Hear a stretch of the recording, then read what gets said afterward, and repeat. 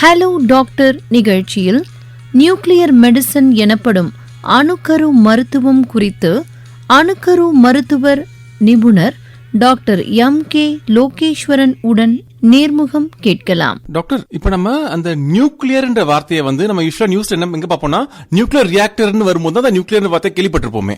இப்ப நியூக்ளியர் மெடிசன்ல அந்த வார்த்தையோட யூஸ் என்ன? நியூக்ளியர் மெடிசன் என்ன? நியூக்ளியர் மெடிசன் பாத்தீங்கன்னா ஒரு பிரான்ச் ஆஃப் மெடிசன் தான். பேசிக்கா நியூக்ளியர் மெடிசன்ல என்ன பண்ணோம்னா we use radioactive materials, அதாவது கதிர்வீச்சு யூஸ் பண்ணி ஒரு டயக்னோசிஸ் கண்டுபிடிக்கிறதுக்கோ இல்லைன்னா ஏதோட ஒரு உறுப்போட ஃபங்க்ஷன் கண்டுபிடிக்கிறதுக்கு இல்லைன்னா சில டிசீஸ் ட்ரீட் பண்றதுக்குமே யூஸ் பண்ணுவோம். ஸோ இதுக்குள்ள போறதுக்கு முன்னாடி ஒரு ஸ்மால் இன்ட்ரடக்ஷன் கொடுக்க விரும்புறேன்.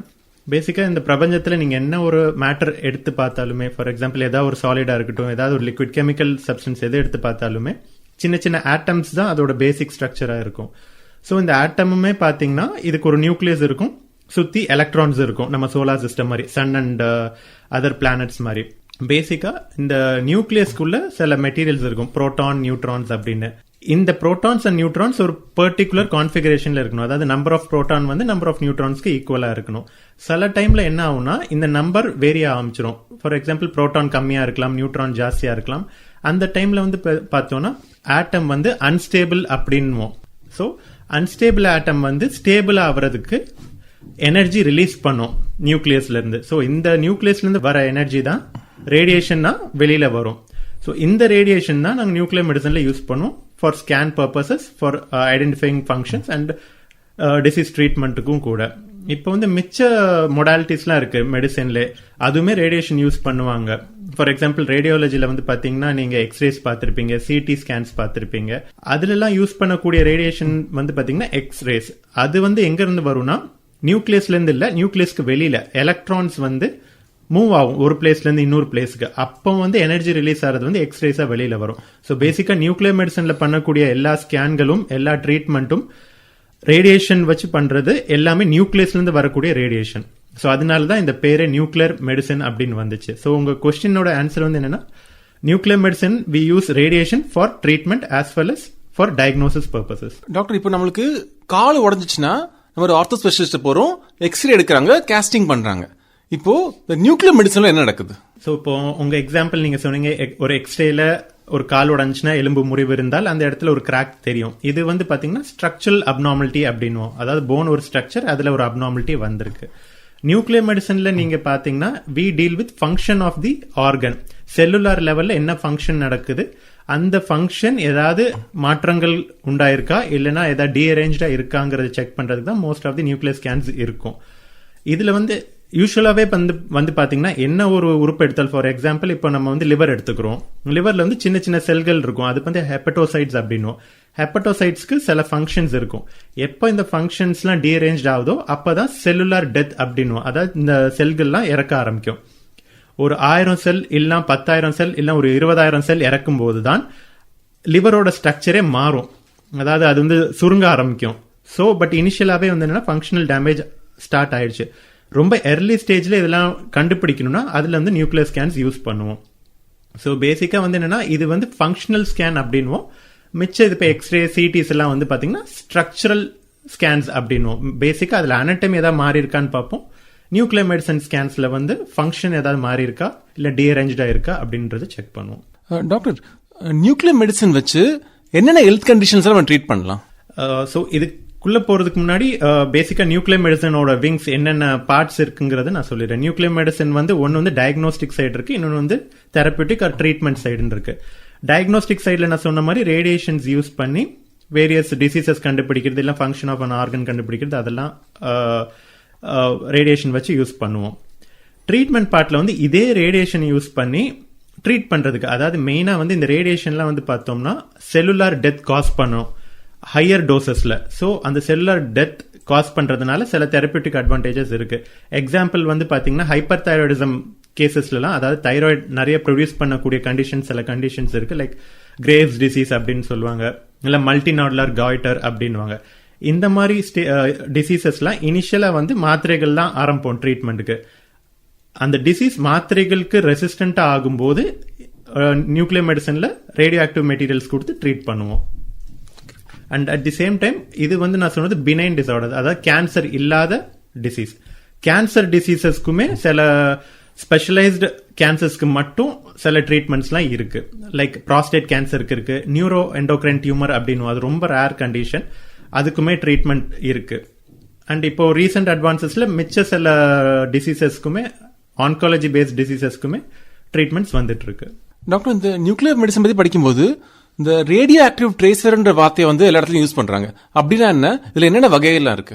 ரேடியோ ஆக்டிவ் ட்ரேசர் வந்து பாத்தீங்கன்னா பேசிக்கா அது ஒரு ஸ்மால் கெமிக்கல் தான். நான் இப்போ இனிஷியலா எக்ஸ்பிளைன் பண்ண மாதிரி ஒரு ஆட்டம் வந்து பாத்தீங்கன்னா அன்ஸ்டேபிள் ஆட்டம் தான் நம்ம ரேடியோ ஆக்டிவ் ஆட்டம் அப்படின்னுவோம். நிறைய அது சேரும்போது ஒரு மாலிக்யூல் ஆகும். ஃபார் எக்ஸாம்பிள் வந்து பாத்தீங்கன்னா இப்போ ஆக்சிஜனா கூட இருக்கட்டும், நார்மல் ஆக்சிஜனே வந்து பாத்தீங்கன்னா அன்ஸ்டேபிளா இருக்கும்போது ரேடியோ ஆக்டிவா இருக்கும். ஸோ ரேடியோ ட்ரேசருங்கிறது ஒரு chemical compound which is radio active. அதை நம்ம யூஸ் பண்ணி வேரியஸ் ஃபங்க்ஷன்ஸ் பார்ப்போம். பேசிக்கா என்னன்னா இந்த கெமிக்கல் அப்படியே கூட நம்ம யூஸ் பண்ணி ஃபங்க்ஷன் கண்டுபிடிக்கலாம், இல்லைன்னா வேற ஏதாவது நார்மல் மாலிக்யூலோட அட்டாச் பண்ணி நம்ம வந்து உடம்புக்குள்ள செலுத்திடலாம். ஈதர் நம்ம வந்து இன்ஜெக்ட் பண்ணலாம் பிளட்குள்ள, இல்லைன்னா பேஷண்ட்டை சாப்பிட சொல்லலாம், இல்லைன்னா இன் ஃபியூ கேசஸ் அவங்க வந்து இன்ஹேல் கூட பண்ணலாம். ஸோ அந்த மாதிரி டைம்ல இந்த மாலிக்யூல்ஸ் நம்ம டிசைட் ஏரியாவுக்கு போயிட்டு ஸ்ப்ரெட் ஆகும். அந்த ஸ்ப்ரெட் பேட்டர்ன் எப்படி இருக்குங்கிறத பொறுத்து டிசீஸ் எப்படி இருக்கு, டிசீஸ் இருக்கா இல்லையா, எப்படி இருக்கு அண்ட் எந்த லெவலுக்கு இருக்குங்கிறத நம்ம ஐடென்டிஃபை பண்ண முடியும். ஸோ ரேடியோ ட்ரேசஸ் வந்து பேசிக்காவே கெமிக்கல் காம்பவுண்ட்ஸ் தான், which are basically radio active in nature. இதுல என்னென்ன வகைகள்லாம் இருக்கு டாக்டர்? வகைகள் வந்து பாத்தீங்கன்னா யூஸ்வலா வந்து பாத்தீங்கன்னா most of the radio active material வந்து லிக்விட் ஃபார்ம்ல தான் இருக்கும். ஃபார்ம்ஸ் வைஸ் வந்து பாத்தீங்கன்னா most of them will be liquid தான். சில வந்து பாத்தீங்கன்னா கேஷியஸ் ஸ்டேட்லயும் இருக்கும். ஸோ இது வந்து நம்ம வேரியஸ் ஸ்கேன்ஸ்க்கு யூஸ் பண்ணுவோம். நெக்ஸ்ட் வந்து கதிர்வீச்சு என்ன மாதிரி டைப் ஆஃப் ரேடியேஷன் வருதுங்கிறத பொறுத்தும் வேரி ஆகும். ஃபார் எக்ஸாம்பிள் இப்போ வந்து 2 டைப் ஆஃப் ஸ்கேன்ஸ் இருக்கு நியூக்ளியர் மெடிசன்ல. காமா கேமரா இமேஜிங் சொல்லுவோம், இல்ல ஸ்பெக்ட் சிடி இமேஜிங் அப்படின்னுவோம். இன்னொரு சைடு வந்து பாத்தீங்கன்னா பெட் சிடி. ஸ்பெக்ட் சிடில வந்து பாத்தீங்கன்னா காமா ரேஸ் அப்படிங்கிற ரேடியேஷன் யூஸ் பண்ணுவோம். வேற இதுல பெட் சிட்டில வந்து பாசிட்ரான் அப்படின்னு சொல்லுவோம். ஸோ இந்த 2 வகைகளையுமே பிரிக்கலாம். இல்ல எந்த ஃபார்ம்ல நம்ம அந்த இது யூஸ் பண்றோம், ரேடியோ ஆக்டிவ் மெட்டீரியல் யூஸ் பண்றோங்கிறத பொறுத்துமே நம்ம டிஃபரன்ஷியேட் பண்ணலாம். டாக்டர், இந்த ரேடியோ ஆக்டிவ் ட்ரேசரை நம்ம மாத்திரையா எடுப்போமா இல்ல இன்ஜெக்ஷனா எடுப்போமா? என்ன நம்மளுக்கு கிளினிக்கல் இண்டிகேஷன்ங்கிறத பொறுத்து, எதுக்காக பேஷண்ட் ஸ்கேனுக்கு வந்திருக்காங்க, அவங்களுக்கு என்ன டிசீஸ் இருக்குன்னு ஒரு கிளினிஷியன் சஸ்பெக்ட் பண்றாங்கிறத பொறுத்து நம்ம என்ன மாதிரி ரேடியோ ஆக்டிவ் மெட்டீரியல் யூஸ் பண்ணுவோங்கிறது டிபெண்ட் பண்ணும். ஃபார் எக்ஸாம்பிள் இப்போ ஏதாவது பேஷண்ட்க்கு கிட்னி ஃபங்க்ஷன் கண்டுபிடிக்கணும் அப்படின்னா அப்போ வந்து நம்ம வந்து டிடிபிஎஸ் ஸ்கேன் இல்லை இசி ஸ்கேன் அப்படின்வாங்க. இதில் வந்து ரேடியோ ஆக்டிவ் மெட்டீரியல் எடுப்போம். அதுக்கு பேர் வந்து பார்த்தீங்கன்னா டெக்னீஷியம் 99M அப்படின்வோம். அந்த ரேடியோ ஆக்டிவ் மாலிக்யூலை வந்து டிடிபிஎன் இன்னொரு மாலிக்யூலோட டேக் பண்ணிடுவோம். இது என்ன ஆகும்னா பிளட்ல சர்க்குலேட் ஆகிட்டு கிட்னியில் எக்ஸ்ட்ராக்ட் ஆகிட்டு யூரின் வெளியில் வரும். ஸோ நம்ம யூரின் எவ்வளோ ப்ரொடியூஸ் ஆகுது, கிட்னியோட ஃபங்க்ஷன் என்னன்னு கண்டுபிடிக்கலாம். இந்த சிச்சுவேஷன்ல வந்து பார்த்தீங்கன்னா நம்ம வந்து இன்ஜெக்ட் பண்ணுறோம். இன்னும் சில கேசஸ் இருக்கு. ஃபார் எக்ஸாம்பிள் இப்போ வந்து ஸ்டொமக்ல வந்து என்னன்னா சில பேஷண்ட்ஸ் எஸ்பெஷலி டயபெட்டிக் பேஷண்ட்ஸ்க்கு வந்து மொட்டிலிட்டி டிசார்டர் அப்படின்வோம். சாப்பிடும்போது என்னன்னா ஸ்டொமக்கோட வேலை ஃபர்ஸ்ட் எக்ஸ்பேண்ட் பண்ணி அந்த சாப்பாடை ஃபுல்லா உள்ள எடுத்துக்கணும். அதுக்கப்புறம் கேஸ்ட்ரிக் ஜூசஸோட மிக்ஸ் பண்ணணும். மிக்ஸ் பண்ணதுக்கு அப்புறம் சிறுகுடல் சைடு தள்ளி விடணும். இதுதான் ஸ்டொமக்கோட ஃபங்க்ஷன். டயபெட்டிக் பேஷண்ட்ல இது வந்து அவ்வளவு எஃபிஷியன்டா இருக்காது. இந்த மிக்ஸ் பண்ணி சிறுகுடல் சைடு தள்ளுறதுல வந்து பிரச்சனை இருக்கும். அது வந்து மொட்டிலிட்டி டிசார்டர்ஸ் அப்படின்னுவோம். அந்த டைம்ல வந்து பாத்தீங்கன்னா பேஷண்டோட ஃபுட்லயே இந்த மாதிரி மெட்டீரியல்ஸ் மிக்ஸ் பண்ணி சாப்பிட சொல்லுவோம். ஸோ தட் ஃபர்ஸ்ட் வந்து ஸ்டொமக்ல போயிட்டு அது அக்கமடேட் ஆகுதா இல்லையான்னு பார்ப்போம். அதுக்கப்புறம் எவ்வளவு நேரத்துல ஸ்டொமக்ல இருந்து சிறுகுடலுக்கு போகுது அப்படிங்கறத டைம் மெஷர் பண்ணுவோம்.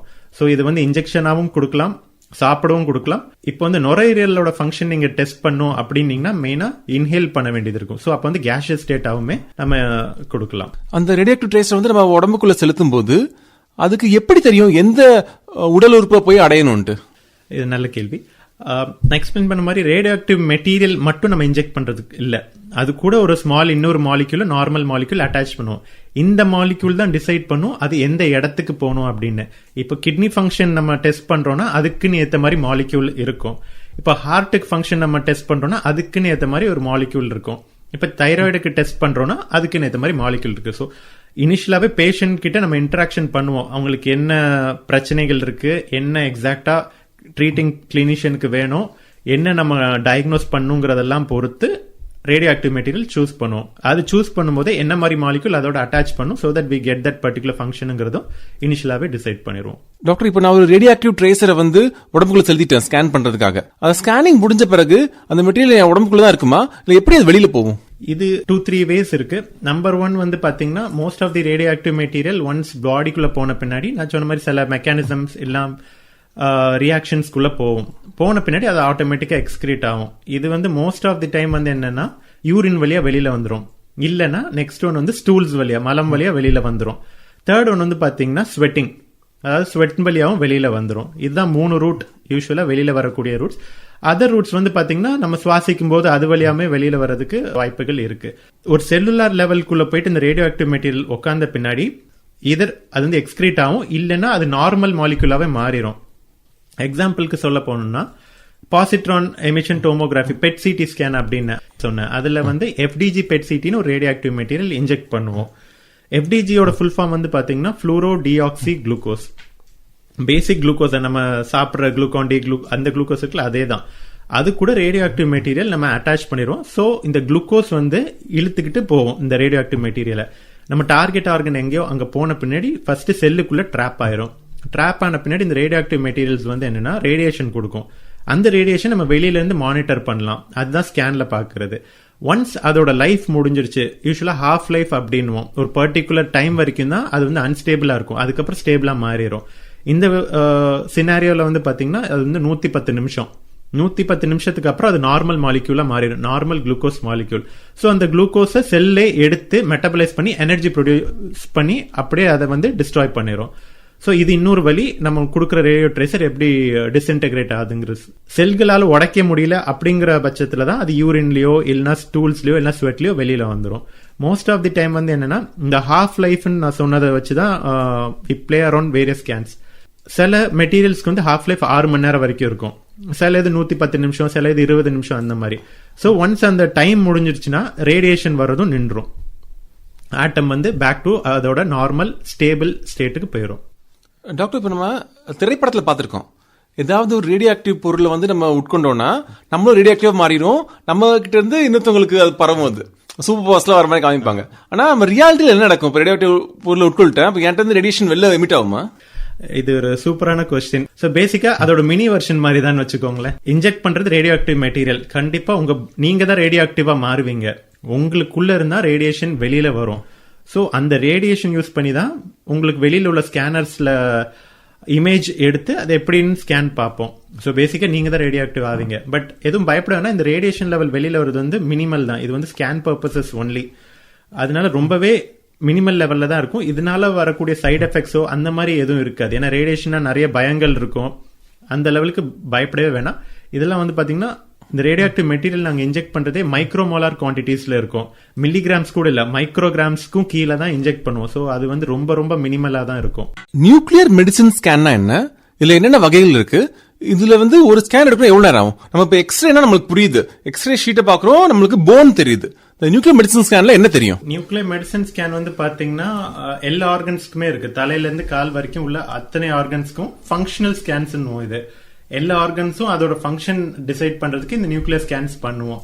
பிரெயின்ல பிளட் சர்க்குலேஷன் எப்படி இருக்கு, பிரெயின்ல நியூரானோட ஆக்டிவிட்டி எப்படி இருக்கு. ஃபார் எக்ஸாம்பிள் இப்ப டிமென்ஷியா அப்படின்னு ஒரு கண்டிஷன் இருக்கு, ஞாபக மறதி. ஸோ அந்த டைம்ல வந்து பாத்தீங்கன்னா டிமென்ஷியாலே நிறைய வெரைட்டிஸ் இருக்கு. ஸோ ஒரு வெரைட்டிக்கு கொடுக்குற ட்ரீட்மெண்ட் இன்னொரு வெரைட்டிக்கு செட் ஆகாது. எக்ஸாக்டா கண்டுபிடிக்கணும்னா அந்த டைம்ல நியூக்ளியர் மெடிசன் ஸ்கேன்ஸ் யூஸ் பண்ணலாம், எஃப்டிஜி பெட் சிடி அப்படின்னுவோம். அதே மாதிரி வந்து பாத்தீங்கன்னா சில பேஷண்ட்ஸ்க்குலாம் அந்த வலிப்பு அப்படின்னு இருக்கும்ல, எபிலெப்சி, சீஷர்ஸ் அப்படின்வாங்க. அந்த டைம் எக்ஸாக்டா எந்த இடத்துல பிரெயின்ல அது ஸ்டார்ட் ஆகுதுன்னு கண்டுபிடிக்கணும். அது வந்து பாத்தீங்கன்னா நியூக்ளியர் மெடிசன் ஸ்கேன் யூஸ் பண்ணி பண்ணலாம். அப்புறம் கீழே வந்தோம்னா நம்ம தைராய்டுல நிறைய, நான் ஃபர்ஸ்ட் இனிஷியலா சொன்ன மாதிரி தைராய்டு ஃபங்க்ஷன் எப்படி இருக்கு, அது ஹைப்பர் ஃபங்க்ஷனிங்கா இருக்கா இல்லைன்னா கம்மியா ஃபங்க்ஷன் ஆகுதா, இதெல்லாம் கண்டுபிடிக்கிறதுக்கும் ஸ்கேன்ஸ் இருக்கு. அதே மாதிரி வந்து பாத்தீங்கன்னா சலைவரி கிளாண்ட்ஸ் எச்சி ப்ரொடக்ஷன் எந்த அளவுக்கு இருக்கு, அது ஒழுங்கா இருக்கா இல்லையா, ஏதாவது அப்ஸ்ட்ரக்ஷன் இருக்கா, அதெல்லாம் கண்டுபிடிக்கிறது யூஸ் பண்ணலாம். இன்னும் கீழே வந்தோம்னா லங்ஸோட பர்ஃபியூஷன் ஸ்டேட்டஸ் எப்படி இருக்கு, அதாவது ஆக்சிஜன் இப்போ சுவாசிக்கிறோம், ஆக்சிஜன் உள்ள போகுது, லங்ஸ் வந்து அந்த ஆக்சிஜன் எடுத்து பிளட்டுக்கு தரணும், அப்பதான் அந்த பிளட் அதை கேரி பண்ணிட்டு மிச்ச செல்ஸ் எல்லாம் போகும். இதெல்லாம் ஓகேவா இருக்கா, இல்ல லங்ஸ்ல எங்கேயா டேமேஜா இருக்கா இல்லையா, இதெல்லாம் அசஸ் பண்றதுக்கும் ஸ்கேன் இருக்கு. ஹார்ட் ரொம்ப இம்பார்ட்டன்டான ஸ்கேன்ஸ் எல்லாம் மோஸ்டா ஹார்ட் ரிலேட்டடா தான் இருக்கு. ஹார்ட்டோட இப்போ பிளட் சப்ளை எப்படி இருக்கு, இப்போ கேள்விப்பட்டிருப்பீங்க கொரோனரி ஆர்டரி டிசீஸ் எல்லாம் வந்துட்டு இருக்கு, அதாவது ரத்த குழாய்கள் ஹார்ட்டுக்கு சப்ளை பண்றதுல ஏதாவது பிளாக்கேஜ் ஆயிடுச்சுன்னா அந்த பர்டிகுலர் ஏரியா, ஹார்ட்டோட ஏரியா வந்து டேமேஜ் ஆக ஆரம்பிக்கும். பட் பிளாக் இருந்தாலுமே பாடி என்ன பண்ணும்னா கொலாட்ரல்ஸ்னு அப்படி ஒன்று ஃபார்ம் ஆகும். கொலாட்ரல்ஸ் வந்து பாத்தீங்கன்னா நீங்க ரோடோட பைபாஸ் மாதிரி எடுத்துக்கலாம். சிட்டி வழியா போறது வந்து மெயின் வெசல் பிளட் வெசல்னு எடுத்துட்டீங்கன்னா கொலாட்ரல் வந்து பைபாஸ் மாதிரி வெளியில வந்து போகும். So once main vessel block ஆயிடுச்சுன்னா கொலாட்ரல்ஸ் ஃபார்ம் ஆகும். கொலாட்ரல்ஸ் வழியா பிளட் சப்ளை ஆரம்பிச்சிடும். பட் இப்ப சில ஸ்கேன்ஸ் எல்லாம் பண்றீங்க, சிடி ஆன்ஜியோ ஸ்கேன் பண்றீங்க, அதே மாதிரி ஆன்ஜியோ ஸ்கேன்ஸ் எல்லாம் பண்ணுவாங்க. அதுல வந்து பெரிய வெசல்ல பிளாக் இருக்கா இல்லையான்னு கண்டுபிடிக்க முடியும். ஆனா சின்ன சின்ன வெசல்ஸ்ல பண்ண முடியாது. சின்ன வெசல் நார்மலா இருக்கு, பெரிய வெசல் லைட்டா பிளாக் ஆயிருக்குன்னா பட் அந்த டைம்ல பெருசா ட்ரீட்மெண்ட் எதுவும் தேவைப்படாது. ஏன்னா இந்த சின்ன வெசல்ஸே பிளட் ஃபுல்லாவே எடுத்துட்டு பர்டிகுலர் ஏரியாக்கு போகுது. இந்த மாதிரி இதெல்லாம் டிசைட் பண்றதுக்கு ஹார்ட்டுக்கு நம்ம வந்து ஸ்கேன்ஸ் பண்றோம். அதே மாதிரி வந்து லிவரோட ஃபங்க்ஷன் கண்டுபிடிக்கிறதுக்கு இன்டெஸ்டைன் எப்படி ஒர்க் ஆகுது, ஸ்டொமக் எப்படி ஒர்க் ஆகுது, அதே மாதிரி ஸ்பிளீன் எப்படி ஒர்க் ஆகுது. சில டைம்ல வந்து பாத்தீங்கன்னா சில பேஷண்ட்ஸ் வந்து கிரானிக்காவே அனிமிக்கா இருப்பாங்க, ஹீமோகுளோபின் கம்மியா இருந்துட்டே இருக்கும், பிளட் டெஸ்ட் எல்லாமே பண்ணுவாங்க. சில இடத்துல வந்து என்னன்னா ஒன்னும் கண்டுபிடிக்கவே முடியாது. இந்த மாதிரி கேசஸ்ல வந்து பாத்தீங்கன்னா அக்கல்ட் ப்ளீடிங் அப்படின்வாங்க. உள்ள எங்கேயோ ஒரு இடத்துல சின்ன ப்ளீட் ஆகிட்டே இருக்குது, அதனால உங்களோட பிளட் லெவல் ஹீமோகுளோபின் லெவல் கம்மியாயிட்டே இருக்கு, எக்ஸாக்ட் லொகேஷன் எங்கன்னு கண்டுபிடிக்க முடியல. அந்த மாதிரி டைம்ல நியூக்ளியர் மெடிசன் ஸ்கேன் எல்லாம் பண்ணுவாங்க. Up to 0.1 ml per hour, அதாவது ஒரு மணி நேரத்துல ஒரே 0.1 ml, ஒரு ml கூட இல்ல, 0.1 to 0.5 ml அளவுக்கு ப்ளீடிங் இருந்தாலுமே நியூக்ளியர் மெடிசன் ஸ்கேன்ல கண்டுபிடிக்கலாம். So scan to scan timing vary ஆகும். இப்ப கிட்னி ஸ்கேனுக்குலாம் போறீங்கன்னா 20 minutes to 30 minutes டோட்டலாவே பினிஷ் ஆயிரும். போன் ஸ்கேன்ஸ்லாம் இருக்கு. போன்ல வந்து ஏதாவது இப்போ மெட்டபாலிக் டிஃபெக்ட் இருக்கா, இல்ல ஏதாவது எங்கேயா உடஞ்சிருக்கா, உடஞ்சது எந்த அளவுக்கு ஹீல் ஆகிட்டு இருக்கு, இல்லைன்னா இப்போ கேன்சர் பேஷண்ட்ல வந்து என்னன்னா எலும்புக்கு பரவிடும் கேன்சர், அந்த மாதிரி இதெல்லாம் கண்டுபிடிக்கிறதுக்கு போன் ஸ்கேன் அப்படின்வாங்க. போன் ஸ்கேன்லாம் வந்து பாத்தீங்கன்னா ஒரு 3 மணி நேரம் டு 3.5 மணி நேரம் வரைக்கும் போகும். அதாவது கம்ப்ளீட்டா நீங்க ஒரு மிஷின் அடியில இருக்க மாட்டீங்க. இந்த ரேடியோ ஆக்டிவ் மெட்டீரியல் இன்ஜெக்ட் பண்ணிட்டு அது சர்க்குலேஷன் உங்க உடம்பு ஃபுல்லா பரவறதுக்கு டைம் கொடுத்துட்டு அப்புறம் நாங்க எடுப்போம். இந்த நான் ப்ளீடிங்லாம் சொன்னல, அந்த ப்ளீடிங் ஸ்டடிலாம் வந்து பாத்தீங்கன்னா 24 மணி நேரம் வரைக்கும் கூட போகும். ரேடியோ ஆக்டிவ் மெட்டீரியல் இன்ஜெக்ட் பண்ணுவோம், இன்ஜெக்ட் பண்ணிட்டு ஒரு மணி நேரத்துல ஒரு போட்டோ எடுப்போம். போட்டோ எடுக்கிறது, இமேஜ் எடுக்கிறது வந்து பாத்தீங்கன்னா ஒரு 2 நிமிஷம் டு 3 நிமிஷம் ஸ்கேனா தான் இருக்கும். திருப்பி 6 மணி நேரத்துக்கு ஒரு தடவை, இல்லைன்னா 12 மணி நேரம் ஒரு தடவை, 24 மணி நேரத்துல இன்னொரு ஸ்கேன் எடுப்போம். So scan to scan basis மாறும். என்ன இண்டிகேஷன், என்ன நம்ம தேடுறோம், நம்மளோட ஆன்சருக்கு क्वेश्चनக்கு ஆன்சர் கிடைச்சிருச்சா இல்லையாங்கறத பொறுத்து ஸ்கேன் டியூரேஷன் வேரி ஆகும். டாக்டர், இந்த வெயிட்டிங் டைம்ல நான் என்ன பண்ணலாம்? சும்மா உட்கார்ந்து புக்ஸ் படிச்சிட்டு இருக்கலாமா, இல்ல ரிலாக்ஸ் பண்ணிட்டு இருக்கலாமாங்க? தாராளமா நீங்க ரொட்டீன் ஆக்டிவிட்டி கேரி அவுட் பண்ணலாம்.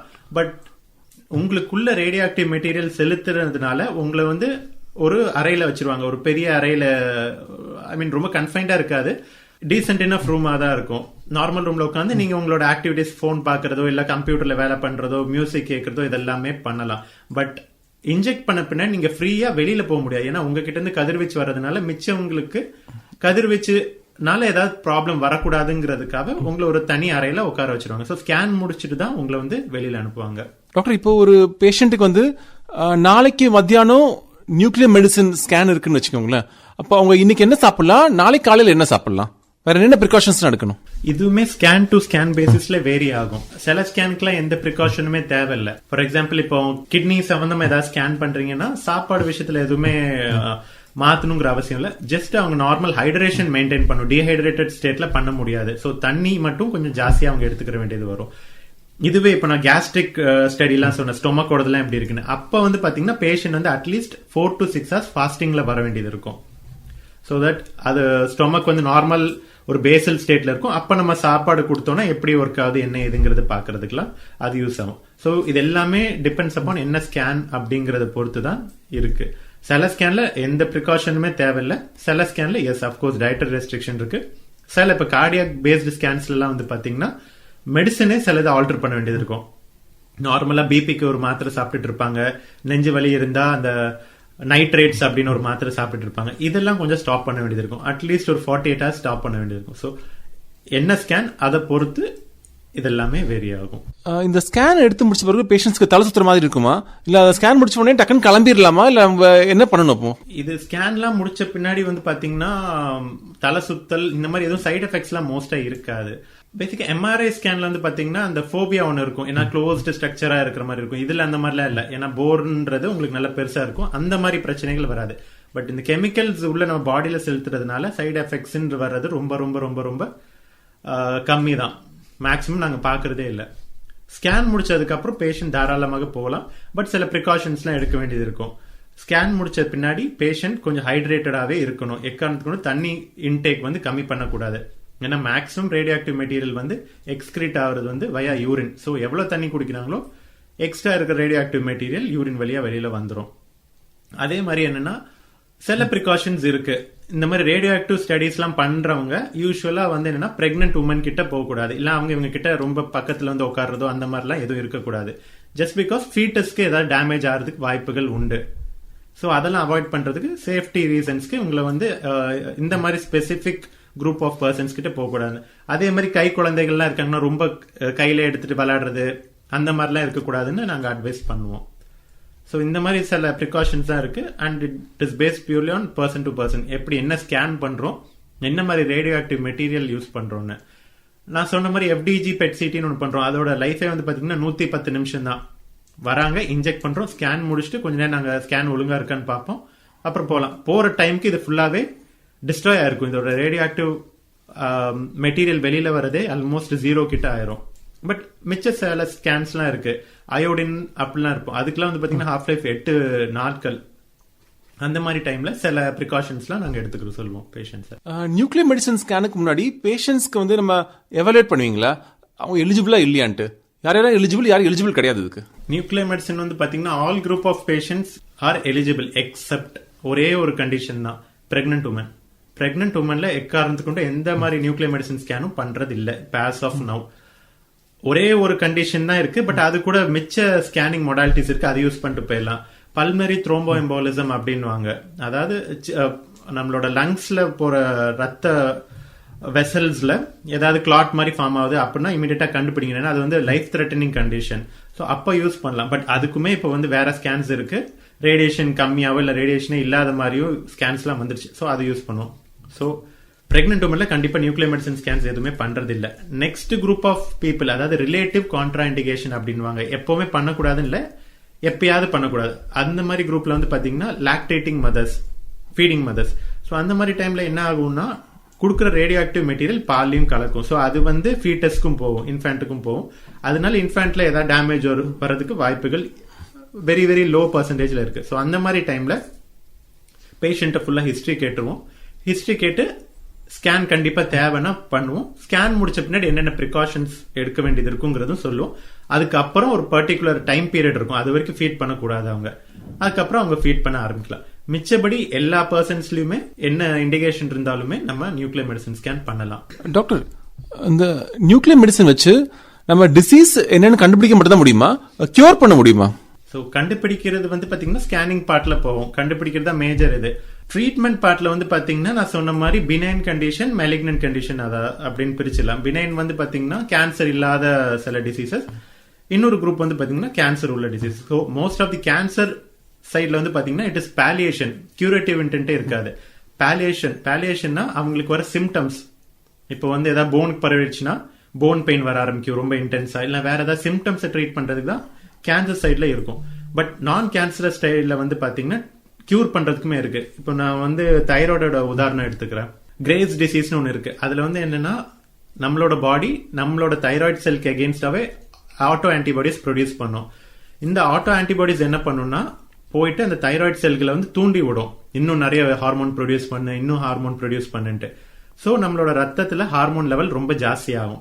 அதனால சைடு எஃபெக்ட்ஸ் நிறைய வரும். ஹார்ட் ரேட் ஜாஸ்தி ஆகும். சில பேர் கண்கள்லாம் ரொம்ப ப்ரொட்ரூட் ஆயிட்டு முன்னாடி வந்த மாதிரி இருக்கும், ரொம்ப வீக்னஸ் இருக்கும், வெயிட் போடவே மாட்டாங்க, ரொம்ப வெயிட் கம்மியாயிருவாங்க. இந்த மாதிரி சிம்டம்ஸ்லாம் இருக்கும். இனிஷியலா வந்து என்னன்னா இதுக்கு ட்ரீட்மெண்ட் வந்து டேப்லெட்ஸ் தான். அது 2 வகையா இருக்கும். ஒன்னு வந்து என்னன்னா எண்ட் ஆர்கன், அதாவது இப்ப ஹார்ட் ஃபார் எக்ஸாம்பிள் துடிக்கிற ரேட் ஜாஸ்தியா இருக்குன்னா அது கம்மி பண்றதுக்கு கொடுக்கலாம். இல்லைன்னா இந்த ஹார்மோன்கள் போயிட்டு ஆக்ட் பண்ணாம இருக்க அதுக்கு கொடுக்கலாம். பட் ஆனா இதோட ரூட் காஸ் செல்கள் இன்னும் ப்ரொடியூஸ் பண்ணிட்டு இருக்கு, அதை அட்ரஸ் பண்ணல. இந்த மெடிசின்ஸ்ல ரெசிஸ்டன்டா இருக்காங்கன்னா அந்த டைம் ரேடியோ ஆக்டிவ் மெட்டீரியல் கொடுக்கலாம். ரேடியோ ஆக்டிவ் அயோடின் தெரப்பி அப்படின்னும்.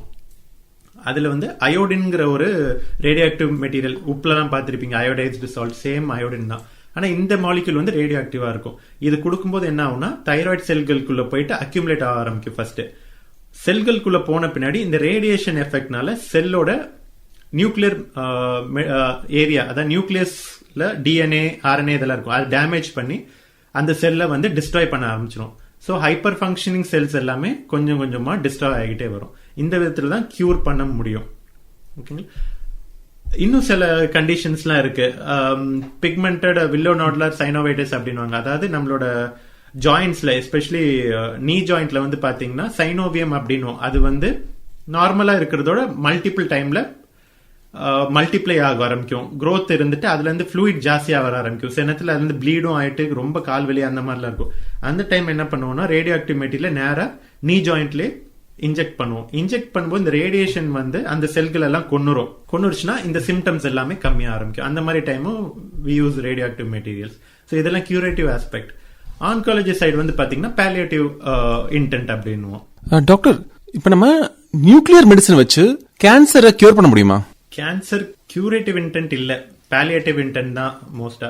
One cancer which can be cure to some extent வந்து பாத்தீங்கன்னா தைராய்டு கேன்சர் ஒன்னு இருக்கு. பேசிக்கா என்னன்னா தைராய்டு கேன்சர் ஃபர்ஸ்ட் டயக்னோஸ் பண்றாங்க. ஒரு கட்டியா இருக்கலாம், இல்லைன்னா ஏதாவது சிம்டம்ஸ் அவங்களுக்கு வரலாம். இந்த மாதிரி தைராய்டு லெவல் ஜாஸ்தி ஆகும்போது மோஸ்ட் ஆஃப் தி பேஷண்ட்ஸ் வந்து பாத்தீங்கன்னா எங்க கிட்ட வரும்போது ஒரு கழுத்துல கட்டி இருக்கு, சடனா வருது, இல்ல சின்ன வயசுல இருந்தே அப்படியே இருந்துட்டே இருக்கு அப்படின்னு வராங்க. ஃபர்ஸ்ட் லெவல் வந்து பாத்தீங்கன்னா இந்த கட்டில இருந்து சின்ன சதையை எடுத்து டெஸ்ட் பண்ணுவோம், அது என்னதான் டிசீஸ் அப்படின்ட்டு.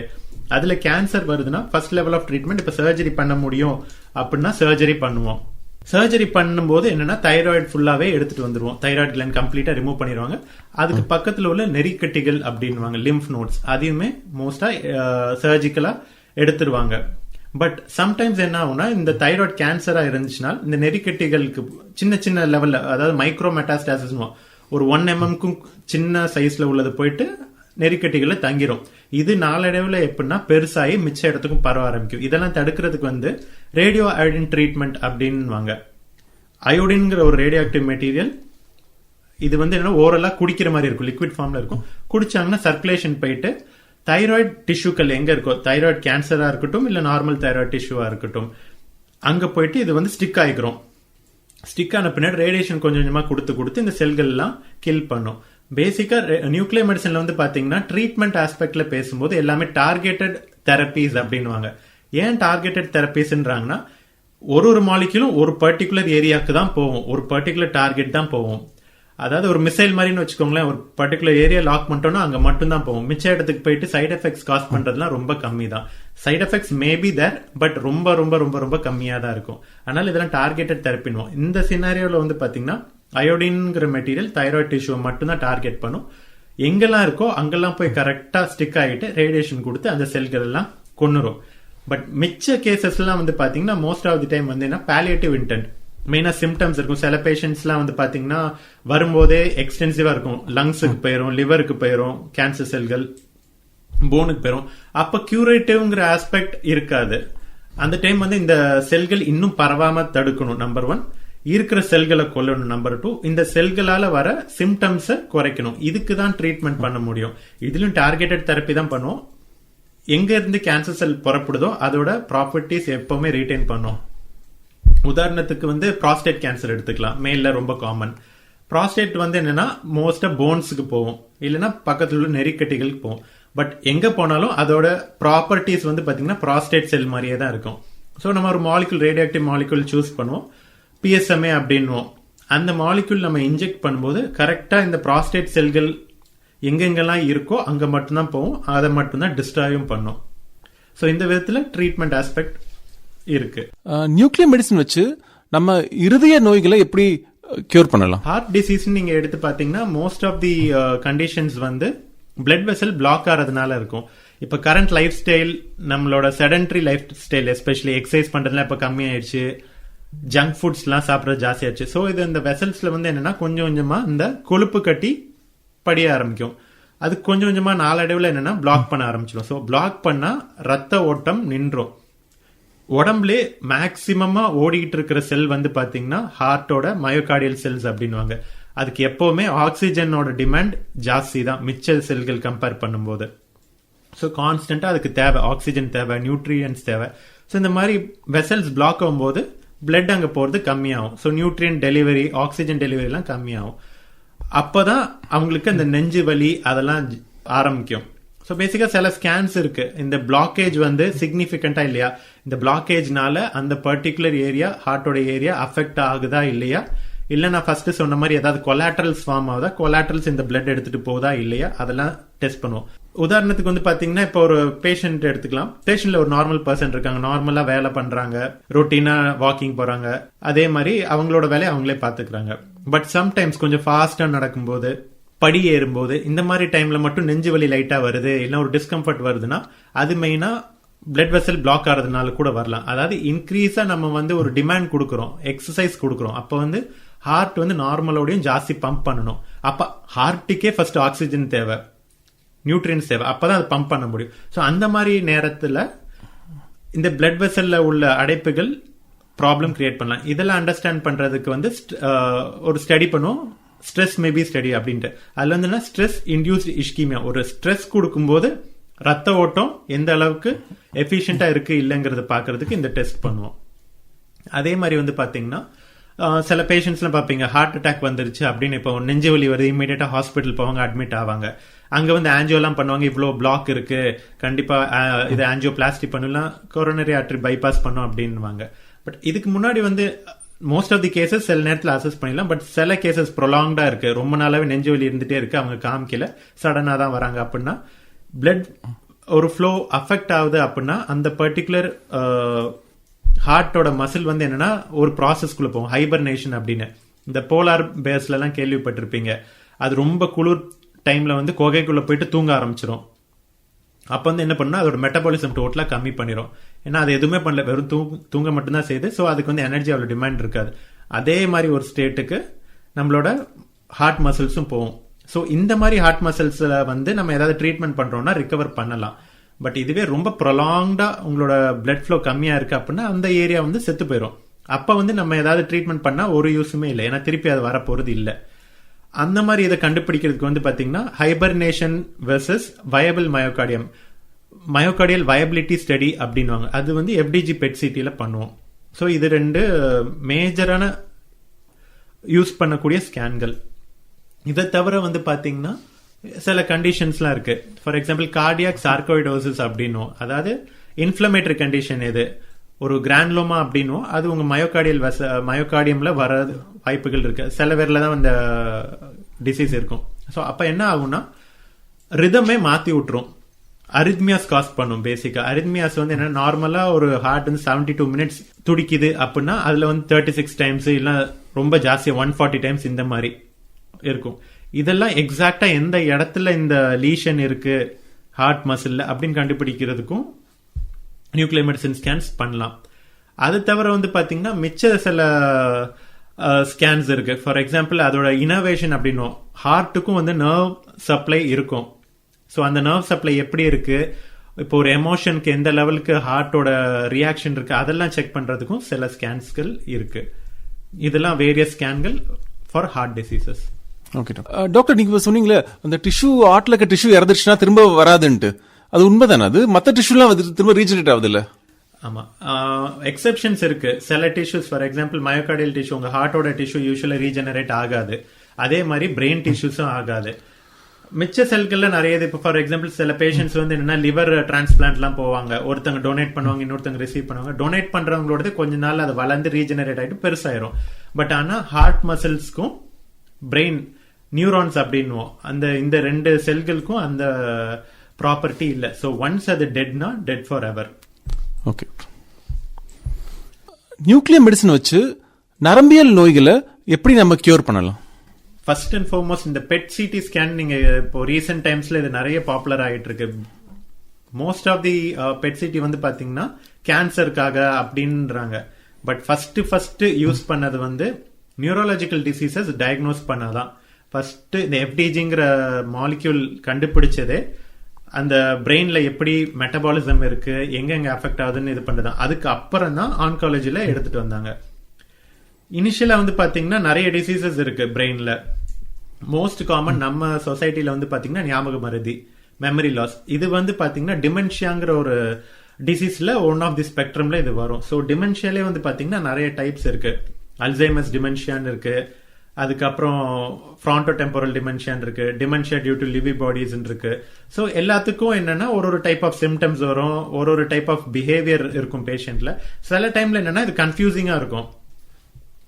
2 டிஃப்ரெண்ட் டிசீசஸோட பேட்டர்னும் ஒரே பேஷண்ட்ல பார்க்கலாம். ஸோ அந்த மாதிரி டைம்ல எக்ஸாக்டா என்னங்கிறது நம்ம டீலினேட் பண்றதுக்கு எஃப்டிஜி பெட் சிடி அப்படின்னு ஒரு ஸ்கேன் பண்ணலாம். இந்த ஸ்கேன்ல என்ன பண்ணுவோம்னா எஃப்டிஜிங்கிற ஒரு மாலிக்யூல் இன்ஜெக்ட் பண்ணுவோம். நான் ஃபர்ஸ்டே சொன்ன எஃப்டிஜி வந்து பேசிக் குளுக்கோஸ் தான். டிஃப்ரெண்ட் டைப் ஆஃப் டிமென்ஷியால வந்து பாத்தீங்கன்னா ஒரு சைட் ஆஃப் பிரெயின் அஃபெக்ட் ஆகும். அதாவது அந்த பக்கத்துல உள்ள நியூரான்கள் அஃபெக்ட் ஆகும். அதனால அந்த நியூரான் டெத் இருக்கும். அதனால அந்த ஏரியால மட்டும் குளுக்கோஸ் எடுக்கிறது கம்மியா இருக்கும் மிச்ச பிரெயினை கம்பேர் பண்ணும்போது. ஸோ இந்த பேட்டர்ன் அனலைஸ் பண்ணுவோம். ஃபார் எக்ஸாம்பிள் அல்சைமர்ஸ் டிமென்ஷியால வந்து பாத்தீங்கன்னா டெம்பரோ பரேட்டல் ரீஜன் அப்படின்னு டெம்போரல் லோப்னு ஒன்னு இருக்கு, பரேட்டல் லோப்னு ஒன்னு இருக்கு. இந்த 2 ஏரியால வந்து பாத்தீங்கன்னா நியூரோனல் டெத் ஜாஸ்தியா இருக்கும். ஸோ அந்த இடத்துல இந்த ரேடியோ ஆக்டிவ் மெட்டீரியல் எடுக்கிறதும் ரொம்பவே கம்மியா இருக்கும். ஸோ இந்த மாதிரி பேட்டர்ன் வச்சுதான் டிஃபரன்ஷியேட் பண்ண முடியும். நெக்ஸ்ட் வந்து பாத்தீங்கன்னா சில பேஷண்ட்ஸ்க்கு வந்து மூவ்மெண்ட் டிசார்டர் அப்படின்னுவாங்க. அதாவது நடக்கிறதுல பிரச்சனை இருக்கும். அப்புறம் கை வந்து பாத்தீங்கன்னா இந்த மாதிரி ஒரு மாதிரி ட்விச்சிங் மாதிரி இருக்கும். இல்ல கான்ஸ்டன்டா அவங்களால ஏதாவது பென் கூட பிடிக்க முடியாது, உதறல் இருக்கும்.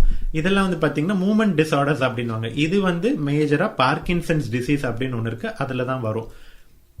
மிச்ச டிசீசஸ்மே இருக்கு, நான் பார்க்கின்சன்ஸ் டிசீஸ் அப்படின்னுவாங்க. அந்த டிசீஸ்லயும் வரும். ஸோ பார்க்கின்சன்ஸ் டிசீஸ் வெர்சஸ் நான் பார்க்கின்சன்ஸ் டிசீஸ் கண்டுபிடிக்கிறதே சில ஸ்கேன்ஸ் யூஸ் பண்ணி பண்ணலாம். பிகாஸ் ட்ரீட்மெண்ட் வந்து எல்லாத்துக்கும் வேற வேற மாதிரி, மருந்துகள் யூஸ் பண்றது வேற வேற மாதிரி. ஒரு டைப் ஆஃப் டிசீஸ்க்கு யூஸ் பண்ற மருந்து இன்னொரு டிசீஸ்க்கு யூஸ் பண்ண முடியாது. ஸோ இதை எக்ஸாக்டா கண்டுபிடிச்சாகணும். இந்த மாதிரி பார்க்கின்சன் வெர்சஸ் நான் பார்க்கின்சன்ஸ்க்கு வந்து ட்ரோடாட் ஸ்கேன் அப்படின்னு ஒன்னு இருக்கு. பேசிக்கா வந்து பாத்தீங்கன்னா நம்ம பிரெயின்ல வந்து டோபமினர்ஜிக் சிஸ்டம்னு ஒன்னு இருக்கு. இதோட டீடைல்ல நான் போல, பட் சூப்பர்ஃபிஷியலா சொல்லணும்னா இந்த டோபமினர்ஜிக் சிஸ்டம் வந்து அஃபெக்ட் ஆகும். அப்பதான் இந்த பார்க்கின்சன்ஸ் டிசீஸே வரும். ஸோ அந்த டோபமினர்ஜிக் சிஸ்டம் டார்கெட் பண்ணி நம்ம மாலிக்யூல் யூஸ் பண்ணுவோம். இந்த ட்ரோடாட்னு ஒரு மாலிக்யூல் யூஸ் பண்ணுவோம். இன்கேஸ் பார்க்கின்சன்ஸ் டிசீஸ் இருக்குன்னா பேஷண்ட்க்கு அந்த ஏரியா வந்து கம்மியாயிரும். அப்டேக் வந்து இந்த ரேடியோ ஆக்டிவ் மெட்டீரியல் எடுக்காது, ரொம்ப கம்மியா இருக்கும். வேற ஏதாவது டிசீஸா இருந்தா நார்மலா இருக்கும். ஸோ இப்படிதான் டிஃபரன்ஷியேட் பண்றது. இது வந்து பாத்தீங்கன்னா ட்ரோடாட் ஸ்கேன் வந்து காமா கேமரா இமேஜிங் இல்ல ஸ்பெக்ட் சிடி அப்படின்னுவோம். அதுல வந்து காமா ரேஸ் யூஸ் பண்ணுவோம்.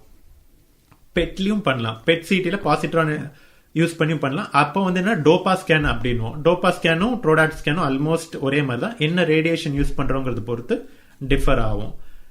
நெக்ஸ்ட் வந்து பாத்தீங்கன்னா இப்போ ஒரு குழந்தை இருக்கு, ஒரு 3 வயசு 4 வயசு குழந்தை இருக்கு. அதுக்கு அந்த வலிப்பு வந்துகிட்டே இருக்குது அப்படின்னா இப்ப எம்ஆர்ஐ ஸ்கேன்ஸ் எல்லாம் பண்ணுவாங்க. யூஸ்வலா கண்டுபிடிச்சிருவாங்க எந்த இடத்துல அந்த பர்டிகுலர் ஃபோக்கே இருக்கு, சீஸ்ட்ரோஜெனிக் ஃபோக்கே அப்படின்னாங்க. ஒரு பர்டிகுலர் பாயிண்ட்ல இருந்து எக்ஸஸா அந்த நியூரான் வந்து எலக்ட்ரிக்கல் ஸ்டிமுலஸ் கொடுக்கும். அப்பதான் இந்த பிரச்சனை எல்லாம் வரும். இப்ப இன்கேஸ் கண்டுபிடிக்க முடியல, மருந்து 3 மருந்து 4 மருந்து சாப்பிட்டும் இது குறையல அப்படிங்கிறப்போ எஃப்டிஜி பெட் சிடி பண்ணலாம். அதுக்குன்னு சில ரேடியோ ஆக்டிவ் மெட்டீரியல்ஸ் இருக்கு. ஸோ எக்ஸாக்டா இப்போ வந்து வலிப்பு டைம்ல இந்த ரேடியோ ஆக்டிவ் மெட்டீரியல் நம்ம இன்ஜெக்ட் பண்ணிட்டோம்னா எங்க ஜாஸ்தியா நியூரான் ஃபயர் ஆகிட்டு இருக்கோ அந்த ஏரியால தான் போய் கரெக்டா ஸ்டிக் ஆயிக்கிறோம். மிச்ச ஏரியாலலாம் இருக்காது. ஸோ அதை வச்சு நம்ம வந்து கிளியரா கண்டுபிடிக்கலாம் இந்த ஏரியா தான். இப்போ சர்ஜரி எல்லாம் பண்றாங்களா அந்த ஏரியா மட்டும் கட் பண்ணி எடுத்துட்டு வந்துடலாம், மிச்ச ஏரியாவுக்குலாம் டேமேஜ் ஆகாம. இதெல்லாம் இன்னொரு சைடு. இன்னொரு பேட்டர்ன் வந்து பாத்தீங்கன்னா ஆட்டோஇம்யூன் என்செஃபலைட்டிஸ் அப்படின்னுவாங்க. உடம்புல வந்து பாத்தீங்கன்னா சில ஆட்டோ ஆன்டிபாடிஸ் எல்லாம் ப்ரொடியூஸ் ஆகும் சில டிசீஸ்ல. இது என்ன பண்ணுனா நேரா போயிட்டு உங்களோட மூளையில உள்ள ஆன்டிஜென்ஸ் அப்படின்னுவாங்க, அந்த செல்லுல உள்ள புரோட்டீன் ஸ்ட்ரக்சர்ஸை போய் டேமேஜ் பண்ண ஆரம்பிக்கும். டேமேஜ் பண்ணும்போது என்ன ஆகும்னா சில சிம்டம்ஸ் வரும், பேஷண்ட்ஸ் ஒரு அப்நார்மல் பிஹேவியர் காமிப்பாங்க. பட் எங்க இருந்து ஆரிஜினேட் ஆகுதுங்கிறது கண்டுபிடிக்க முடியாது. இந்த ஆட்டோஇம்யூன் என்செஃபலைட்டிஸ்ல எவ்வளவு சீக்கிரமா ட்ரீட்மெண்ட் ஆரம்பிக்க முடியுமோ அவ்வளவு நல்லது பேஷண்ட்டை ரெக்கவர் பண்ணி கொண்டு வரதுக்கு. ஸோ இனிஷியல் இப்போ வந்து இதுக்கு தி டெஸ்ட் ஆஃப் சாய்ஸ் அப்படின்னுவாங்க. 100% இது பாசிட்டிவ்னா இது ஆட்டோஇம்யூன் என்செஃபலைட்டிஸ் தான் அப்படின்றதுக்கு வந்து பாத்தீங்கன்னா யூஸ்வலா லம்பார் பங்க்சர் பண்ணி உங்களோட சிஎஸ்எஃப் எடுத்து அதுல அனலைசிஸ் அனுப்புவாங்க. பட் இது வர்றதுக்கு எப்படியும் உங்களுக்கு ஒரு வாரமாவது மினிமம் ஆயிரும். ஒரு வாரத்துக்கு மேலே ஆக வாய்ப்பு இருக்கு. இமீடியட்டா இன்கேஸ் இருக்கலாம் அந்த ஒரு பெர்சன்டேஜ் ப்ராபபிலிட்டி உங்களுக்கு தேவை அப்படின்னா எஃப்டிஜி பெட் சிடி பண்ணலாம். அதுல சர்டன் பேட்டர்ன்ஸ் இருக்கு, various type of new autoimmune encephalitis இருக்கு. ஸோ ஒரு பேட்டர்ன் ஒரு டைப் ஆஃப் ஆட்டோஇம்யூன் என்செஃபலைட்டிஸ்ல ஒரு பேட்டர்ன் வரும். அதை வச்சு நாங்க சொல்லலாம் இந்த மாதிரி 80% வரைக்கும் இப்படி இருக்கு, ஸோ ப்ராபபிலிட்டி ஜாஸ்தி, நீங்க ஸ்டார்ட் பண்ணுங்க அப்படின்ற லெவலுக்கு நியூராலஜிஸ்ட்க்கு ஹெல்ப் பண்ணலாம். ஸோ இந்த விதத்துலலாம் நியூராலஜில we play very crucial role. ரீசெண்டா வந்து பாத்தீங்கன்னா சில டெவலப்மெண்ட்ஸ்லாம் இருக்கு. ஃபார் எக்ஸாம்பிள் ஸ்ட்ரோக் பேஷண்ட்ஸ் நீங்க பார்த்திருப்பீங்க. ஸ்ட்ரோக்ல வந்து கோல்டன் ஹார்னு ஒன்னு இருக்கு. ஒரு பர்டிகுலர் ஹார்க்குள்ள நீங்க கொண்டு போயிட்டீங்கன்னா அந்த அடைப்பை எடுத்துட்டோம்னா பிரெயினோட ஃபங்க்ஷன் ரிகவர் ஆயிரும். சோ அந்த இதுதான் கோல்டன் ஹார் அப்படின்னுவோம். சில நேரத்தில் என்ன ஆகும்னா பேஷண்ட் ரீச் ஆகிறது கொஞ்சம் டைம் ஆகும், கோல்டன் ஹார் தாண்டிடலாம். ஸோ அந்த டைம்ல எதுவும் இல்லை, இன்டர்வென்ஷன் பண்ண வேணாம் அப்படின்னு நினைப்பாங்க. பட் என்னன்னா சில பேஷண்ட்ஸ்ல என்ன பார்த்திருக்காங்கன்னா, after this golden hour also அந்த பர்டிகுலர் ஏரியா ஆஃப் பிரெயின் வந்து ஸ்டில் ஃபங்க்ஷனலா தான் இருக்கும், ஆக்டிவா இருக்கும், அலைவா இருக்கும். இதை கண்டுபிடிக்கிறதுக்கு வந்து பாத்தீங்கன்னா பென்சோடைசெபைன் பேஸ்ட் ரேடியோ ட்ரேசஸ் அப்படின்னு இருக்கு. இதை யூஸ் பண்ணி ஸ்கேன் பண்ணோம்னா தெரிஞ்சிடும் இது இன்னும் அலைவா இருக்கா இல்லையா அப்படின்ட்டு. மிச்ச ட்ரேசர் யூஸ் பண்ணா அது வந்து அவ்வளோ எஃபெக்டிவா இருக்காது. ஸோ என்ன கிளினிக்கல் கண்டிஷன் அது ஃபர்ஸ்ட் புரிஞ்சுக்கணும், எக்ஸாக்டா என்ன தேவை, இமீடியட்டா என்ன பண்ணணும், அதை பொறுத்து ரேடியோ ஆக்டிவ் மெட்டீரியல் சூஸ் பண்ணும், அதை பொறுத்து ஸ்கேன் பார்த்துட்டு எப்படி இருக்கு என்ன ஏதுன்னு இன்டர்பிரட் பண்ண வேண்டியது இருக்கு. ஸோ இதெல்லாம் சில உதாரணங்கள் எப்படி நியூக்ளியர் மெடிசன் வந்து நியூரோலஜிக்கல் ஆஸ்பெக்ட்ல ஹெல்ப்ஃபுல்லா இருக்குதுங்கிறது. டாக்டர், இப்போ இந்த ப்ராஸ்டேட் கேன்சரை ட்ரீட் பண்ண நியூக்ளியர் மெடிசன் எப்படி ஹெல்ப் பண்ணுது? ப்ராஸ்டேட் கேன்சர் வந்து பாத்தீங்கன்னா one of the leading cancers in male, especially over 60 years of age. ரீசெண்டா நியூஸ்ல நிறைய இது பார்த்திருப்பீங்க. இனிஷியலாவே வந்து என்னன்னா இந்த ப்ராஸ்டேட் கேன்சர்ல வந்து பிரச்சனைனா ரொம்ப நாள் அப்படியே இருக்கும், சடனா பரவ ஆரம்பிக்கும். பரவும் போது தான் சிம்டம்ஸ் வரும், பேஷண்ட் அப்பதான் பிரசன்டே பண்ணுவாங்க. So first and foremost all males over 55 years of age அப்பப்போ ஸ்கிரீனிங் டெஸ்ட் எடுக்கணும். சீரம் PSAங்கிற ஒரு பிளட் டெஸ்ட் இருக்கு, அந்த லெவல் பார்த்துக்கிட்டே இருக்கணும். இனிஷியல் சிம்டம்ஸ் கேட்டீங்கன்னா யூஸ்வலா யூரின் போறதுல வந்து பிரச்சனைகள் வரும். ஃபர்ஸ்ட் யூரின் ட்ரை பண்ணுவாங்க, போவாது, ஹெசிடென்சின்னு ஒன்று இருக்கும், அர்ஜென்சின்னு ஒன்று இருக்கும், இந்த மாதிரிலாம் சிம்டம்ஸ் டெவலப் ஆகும். அதுக்கப்புறம் தான் டிசீஸ் ஃபுல் ப்ளோனாவே உங்களுக்கு மேனிஃபெஸ்ட் பண்ண ஆரம்பிக்கும். இனிஷியல் ஸ்டேஜஸ்ல வந்து பாத்தீங்கன்னா பயாப்சி எடுத்து அதை கன்ஃபார்ம் பண்ண வேண்டியது இருக்கும். கன்ஃபார்ம் பண்ணோம்னா சின்ஸ் இந்த ப்ராஸ்டேட் கேன்சருங்கிறது ஹார்மோனல் பேஸ்டு ஒரு கேன்சர், ஹார்மோனல் ட்ரீட்மெண்ட் தான் ஆரம்பிப்பாங்க. ஸோ இந்த ஹார்மோன் டெஸ்டோஸ்டெரான்ங்கிற மேல் ஹார்மோன் பிளாக் பண்றது இல்ல அந்த மாதிரி பேஸ்டு ட்ரீட்மெண்ட்ஸ் தான் ஆரம்பிப்பாங்க இனிஷியலா. அதுலேயே நிறைய பேஷண்ட்ஸ் நல்லா ரெஸ்பாண்ட் பண்ணிட்டு லைஃப் லாங் கூட இருப்பாங்க. பட் சில பேஷண்ட் அதுக்கு ரெசிஸ்டன்ட் ஆவாங்க. அப்புறம் நெக்ஸ்ட் லைன் போவாங்க. நெக்ஸ்ட் லைனும் அவ்வளோனா தேர்ட் லைன் வந்து யூஸ்வலா கீமோதெரப்பி பேஸ்டு டாக்ஸிடாக்சில் அந்த குரூப் ஆஃப் ட்ரக்ஸ் போவாங்க. சில பேஷண்ட் அதுக்குமே ரெசிஸ்டன்ட் ஆயிருவாங்க. அப்ப வந்து பாத்தீங்கன்னா மல்டிபிள் ஆப்ஷன்ஸ் இருக்கு. இந்த லெவல் வரைக்கும் பேஷண்ட் வந்துட்டாங்கன்னா இப்ப கியூரேட்டிவ் இன்டென்ட்டே இல்ல, பேசிக்கா பாலியேட்டிவ் தான். சோ இங்க வந்து என்னன்னா நியூக்ளியர் மெடிசன் இதெல்லாம் ஸ்டார்ட் பண்றதுக்கு முன்னாடியே ஃபர்ஸ்ட் ப்ராஸ்டேட் கேன்சர் எங்கெங்க இருக்கு, ப்ராஸ்டேட்ல மட்டும்தான் இருக்கா இல்லையாங்கிறது கண்டுபிடிக்கிறதுக்கே ஸ்கேன் இருக்கு. அது வந்து PSMA ஸ்கேன் அப்படின்னும், கேலியம் 68 PSMA ஸ்கேன்.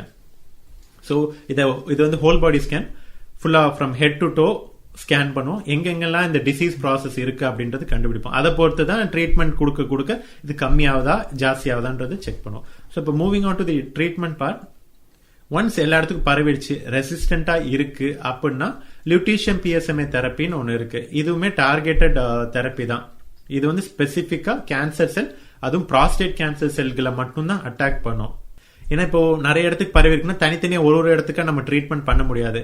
ஒரே ஏஜென்ட் வேணும், அது எல்லா இடத்துக்கும் போகணும். ஆனா ஸ்பெசிபிக்கா ப்ராஸ்டேட் கேன்சர் செல்லுக்கு மட்டும்தான் போகணும். அந்த மாதிரி ஏஜென்ட்ஸ் தான் இதெல்லாம் லியூட்டீஷியம் PSMA தெரப்பின்னு. பேசிக்கா அது வந்து ஒரே டைம்ல எல்லா இதையும் அட்டாக் பண்றதுனால கொஞ்சமா அந்த செல்களை டேமேஜ் பண்ணிக்கிட்டே வரும். இது யூஸ்வலா வந்து பாத்தீங்கன்னா ஒரு சிங்கிள் செட்டிங்ல முடியாது, multiple 2 months once 3 months once அந்த மாதிரி பண்ணுவோம். பண்ணும்போது மிடில் ஒரு 3 cycles முடிஞ்ச பின்னாடி ரெஸ்பான்ஸ் அசஸ்மெண்ட் அப்படின்னு ஒன்னு பண்ணுவோம். அது வந்து திருப்பி இந்த பெட் சிடி தான். இனிஷியல் பேஸ்லைன் பெட் சிடி நம்ம PSMA பெட் சிடி பண்ணிருக்கோம், அதுக்கும் இதுக்கும் கம்பேர் பண்ணுவோம் எப்படி இருக்கு அப்படின்ட்டு. ஸோ இப்போ இன்கேஸ் குறைஞ்சிக்கிட்டு வருது அப்படின்னா it is a very good indicator. திருப்பி 3 cycle கொடுத்து பார்ப்போம் எப்படி இருக்கு என்ன ஏது, திருப்பி அதுக்கு ரெசிஸ்டன்ஸ் இருக்கா இல்லையா அப்படின்ட்டு. யூஸ்வலாவே பேஷண்ட்ஸ் வந்து இந்த ட்ரீட்மெண்ட்ல பெனிஃபிட் ஆனது நிறைய பேர் இருக்காங்க. ரெசிஸ்டன்ஸ் டெவலப் ஆகும், எஸ் நான் இல்லைன்னு சொல்லல, சில பேஷண்ட்ஸ்ல ரெசிஸ்டன்ஸ் டெவலப் ஆகும். But most of the times வந்து என்னன்னா they show a very good improvement. சில பேருக்கு ஸ்டார்டிங்லேயே போன் டிசீசஸ்லாம் இருக்கும், போன்ல பரவி இருக்கும், நடக்கவே முடியாது, போன் பெயின் எக்கச்சக்கமா இருக்கும். ட்ரீட்மெண்ட் முடிச்சுட்டு அவங்களுக்கு பெயினே இருக்காது.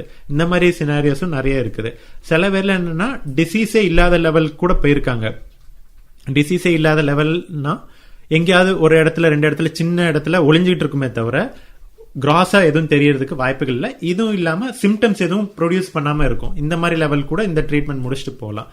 இதெல்லாம் வந்து பாத்தீங்கன்னா ரேடியேஷன் இதுல யூஸ் பண்றது வந்து பீட்டா பார்ட்டிகிள்ஸ் அப்படின்னுவோம். இந்த பீட்டா பார்ட்டிகிள்ஸ் வந்து செல்லை டிஸ்ட்ராய் பண்ணக்கூடிய தன்மை ரொம்ப ரொம்ப ஜாஸ்தி. இதுக்கு அடுத்த லெவல்ல வந்து பாத்தீங்கன்னா ஆல்பா தெரப்பின்னுவோம். அது இப்ப ரொம்பவே எவால்விங் ஒரு ட்ரீட்மெண்ட் ஆயிட்டு இருக்கு. இதுல வந்து பாத்தீங்கன்னா டேமேஜ் இன்னும் பல மடங்கு ஜாஸ்தியா இருக்கும் பீட்டா தெரப்பியோடையும். ஸோ பீட்டா தெரப்பிக்கு ரெசிஸ்டண்டா இருக்காங்கன்னா நெக்ஸ்ட் ஆல்பா தெரப்பி போகலாம். ஸோ இதெல்லாம் தான் various aspect where nuclear medicine plays a role in prostate cancer.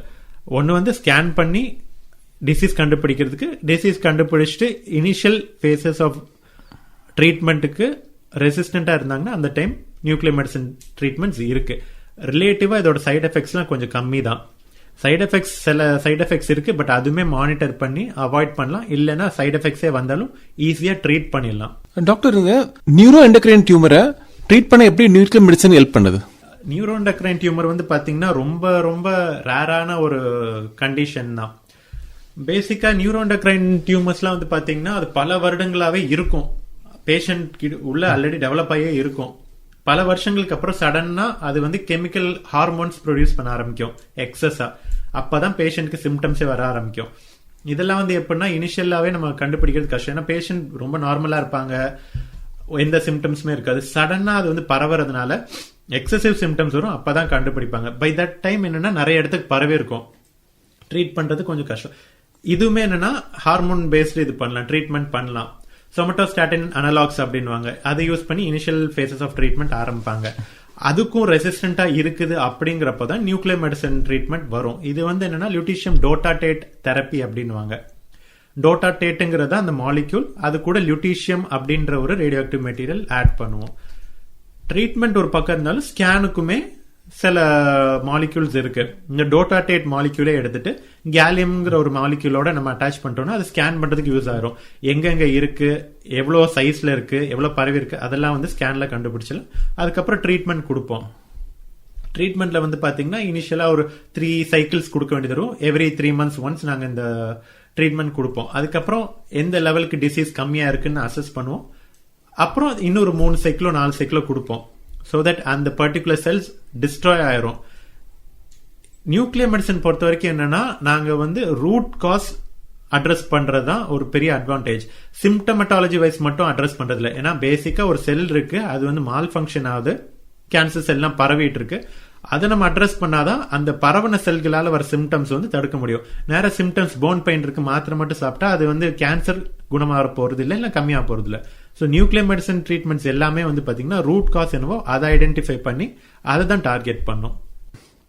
Doctor, இப்போ நார்மலா கொடுக்குற கேன்சர் ட்ரீட்மெண்ட்ல ஹெல்தி செல்ஸ்க்கும் ஒரு டேமேஜ் நடக்கும்.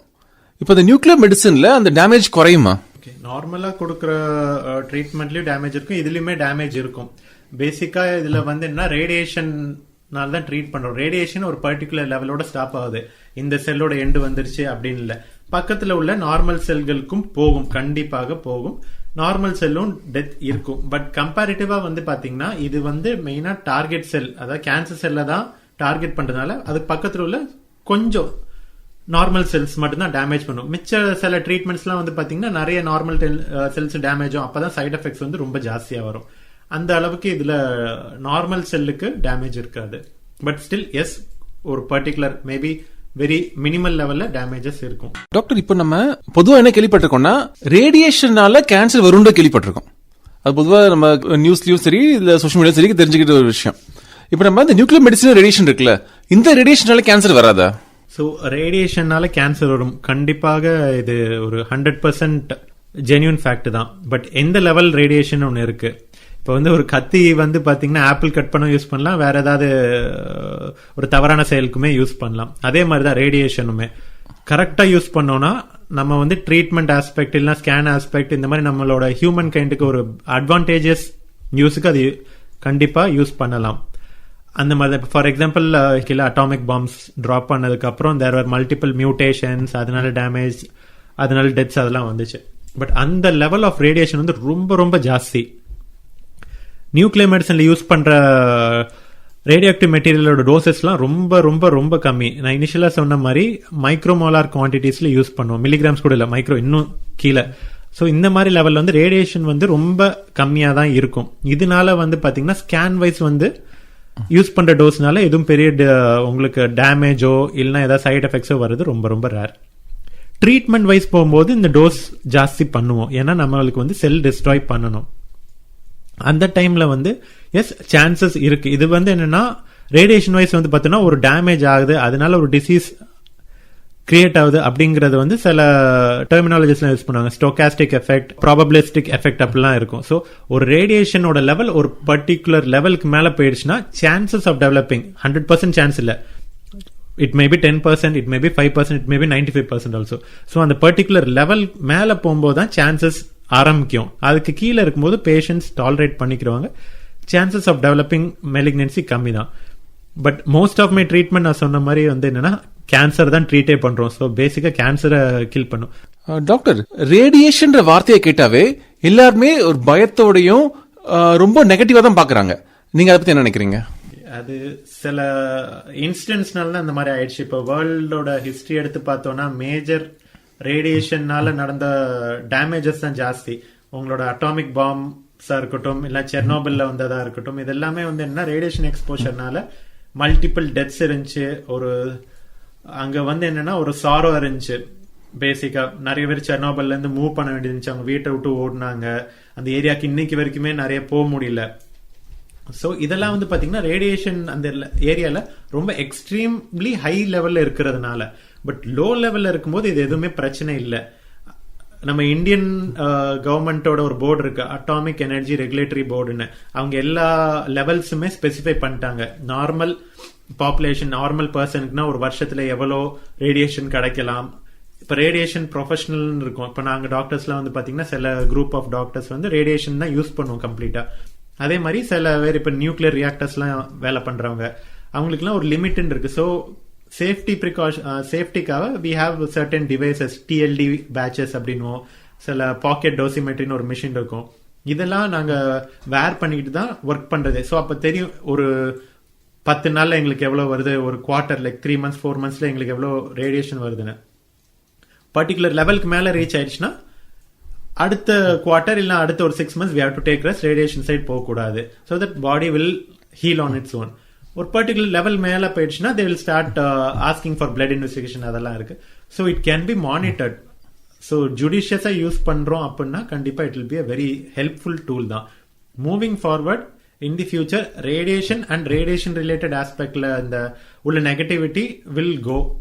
பட் அது வந்து டைம் எடுக்கும். இப்போதைக்கு அந்த பயம் இருந்துகிட்டு தான் இருக்கு. ஆனா எதுவும் பயப்பட தேவையில்லை. பேசிக்காவே இப்ப வந்து நீங்க ஒரு கேன்சர்னு போனீங்கன்னா கூகுள் அடிச்சீங்கன்னா கூட பெட் சிடி ஸ்கேன் காமிச்சிரும். ஃபர்ஸ்ட் எடுத்தோடனே பெட் சிடி ஸ்கேன் அப்படின்னு காமி. பெட் சிடில ரேடியேஷன் தான் யூஸ் பண்றோம். ஆனா அது வந்து நல்லதுக்கு ஸ்கேன் பண்ணி டிசீஸ் இருக்கா இல்லையா, இருந்தா எவ்வளவு பரவி இருக்கு, எந்த அளவுக்கு ஆர்கன்லாம் டேமேஜ் ஆயிருக்குன்னு பாக்குறதுக்கு அது இது பண்றோம். ஸோ நார்மல் அண்ட் யூஸ்ஃபுல் வேஸ்லயும் இதை நம்ம பயன்படுத்தலாம். அதனால எப்பவும் பயப்படணுங்கிற அவசியம் இல்லை. ஓகே டாக்டர், இப்போ சில பேர் நினைக்கிறாங்க நியூக்ளியர் மெடிசின் வந்து ரொம்ப வந்து ஒரு அட்வான்ஸ்டு கேசஸ்க்கோ இல்ல ஒரு முத்தி போன கேசஸ்க்கோ தான் யூஸ் ஆகும், ஒரு நார்மலா இருக்க கேசஸ்க்கு யூஸ் பண்ண தேவைன்னு நினைக்கிறாங்க. அது உண்மையா?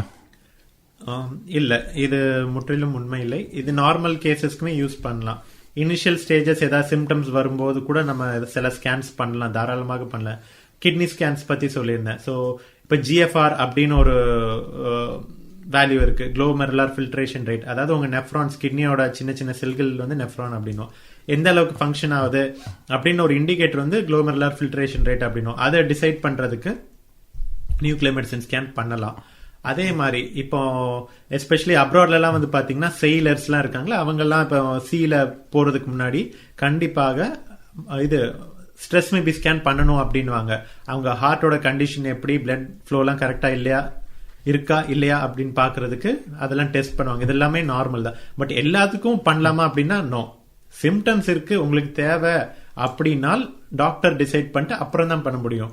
சும்மா எனக்கு லைட்டா தலைவலிக்குது நான் போய் இந்த ஸ்கேன் பண்ணிக்கிட்டோம்னா நோ. ஃபர்ஸ்ட் வந்து அசஸ் பண்ணுங்க, என்ன சிம்டம்ங்கிறத அசஸ் பண்றதுக்கு ஒரு கிளினிக்கல் கிளினிக்கலி ஏதாவது ஒரு சிம்டம்ஸ் இருக்குன்னா அது எக்ஸாக்டா என்ன சிம்டம், எதனால வரலாம் அப்படிங்கறது கண்டுபிடிக்கிறதுக்கு டாக்டர்ஸ் இருக்காங்க.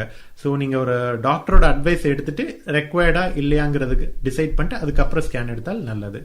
சோ ஒன்லி முத்தி போன கேஸ்ன்னு இல்ல, இனிஷியல் டயக்னோசிஸ்ல நம்ம கண்டுபிடிக்கலாம். சில டைம்ல வந்து என்னன்னா ஒரு இன்ட்ரெஸ்டிங் கேஸ் சொல்றேன். ஒரு பேஷண்ட் வந்தாங்க, கான்ஸ்டன்டா அவங்களுக்கு ஃபீவர் இருந்துகிட்டே இருந்துச்சு 2 மாசம் 3 மாசம் அப்படின்ட்டு. நிறைய டெஸ்ட் பண்ணி பார்த்தாங்க, எக்ஸாக்டா என்ன ஏதுன்றது இது பண்ணல. ஏன்னா பிளட் கல்ச்சர்ஸ் எல்லாம் யூஸ்வலா பண்ணா பாசிட்டிவா வரும். பட் பாசிட்டிவா வந்தாலுமே எந்த இடத்துல இன்ஃபெக்ஷன் இருக்குன்னு கண்டுபிடிக்க முடியல. ஸோ அந்த டைம்ல என்னன்னா FDG PET CT பண்ணாங்க. அவங்களோட சோர்ஸ் ஆஃப் இன்ஃபெக்ஷன் ஒரு இடத்துல ஒரு சின்ன ஃபோக்கே மட்டும் இருந்துச்சு, ஒரு ஆப்சிஸ் மாதிரி இருந்துச்சு. அங்க இருந்தா அது டிசமினேட் ஆயிட்டே இருந்துச்சு. ஸோ அதை வந்து எக்ஸசைஸ் பண்ணி சர்ஜிக்கல் எக்ஸசைஸ் பண்ணி எடுத்ததுக்கு அப்புறம் patient had a very good recovery. இது ஒரு சின்ன எக்ஸாம்பிள். ஸோ சின்ன ரீசன்ஸ்க்காகவும் பெட் பண்ணலாம், but provided clinically indicated. Doctor, இப்போ சில பேஷண்ட்ஸ் பாத்தீங்கன்னா கொஞ்சம் பயப்படுவாங்கல்ல நியூக்ளியர் மெடிசன் ஸ்கேன் பண்றதுக்கு, நீங்க அவங்க கிட்ட என்ன சொல்லுவீங்க? இதுல எந்த பயமுமே இல்ல. நம்பர் 1, ரேடியேஷன் யூஸ் பண்ணி தான் ஸ்கேன் பண்றோம். பட் இந்த ரேடியேஷனால உங்களுக்கு எதுவும் பாதிப்பு வராது. அட் தி சேம் டைம் உங்க கூட உள்ளவங்களுக்கு ஏதாவது பாதிப்பு வரும்னு நீங்க பயந்தீங்கன்னா அதுவுமே பாதிப்பு வருது ரொம்ப ரொம்ப minimal. Chances are very very negligent. So இந்த ஸ்கேன்ஸ் பண்றதுனால எதுவும் பெரிய ஆபத்துகள் உங்களுக்கு இல்லை. But at the same time நிறைய இன்ஃபர்மேஷன்ஸ் உங்களோட பாடிலி சிஸ்டம்ஸ் பத்தி தெரியும். ஃபார் எக்ஸாம்பிள் ஹார்ட் ஸ்கேன் பண்ணோம்னா ஹார்ட்டோட ஃபுல் ஃபங்க்ஷன் நம்ம கண்டுபிடிச்சிடலாம்.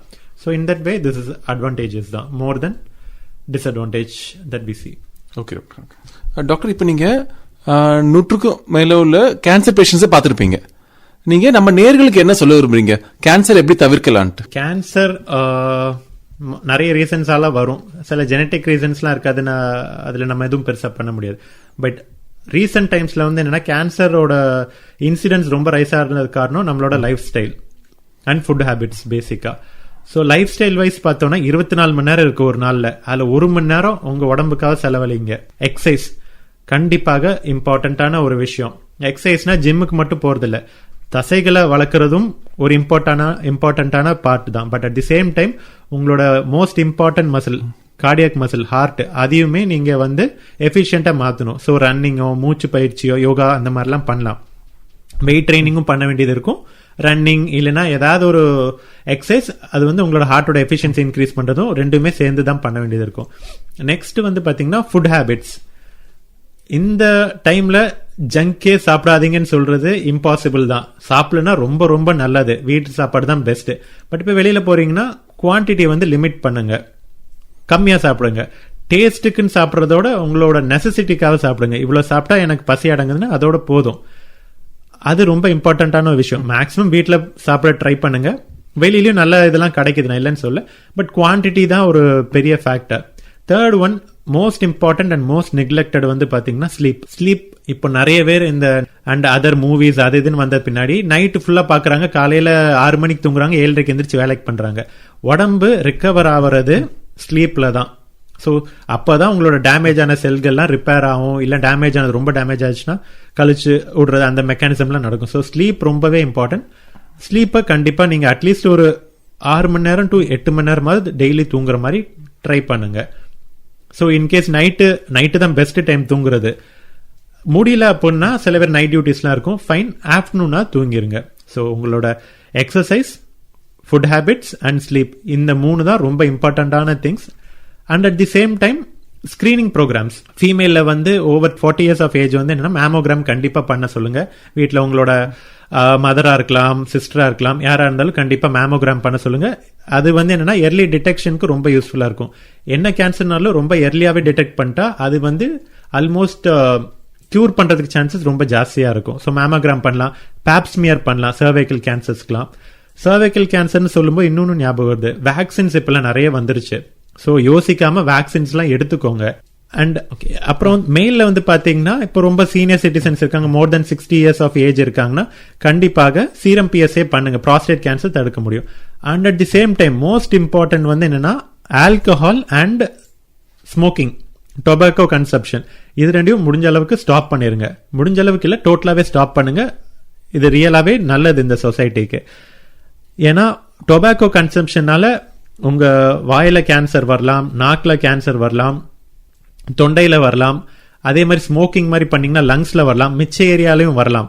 இவ்வளவு கேன்சர்ஸ் ஒரே ஒரு பர்டிகுலர் டொபாக்கோவால வரலாம். அதே மாதிரி ஆல்கஹால் வந்து லிவர் கேன்சர் வரலாம். அது வந்து ஒரு லிவர் கேன்சர் வந்து ரொம்பவே ஒரு கொடூரமான நோய் தான்.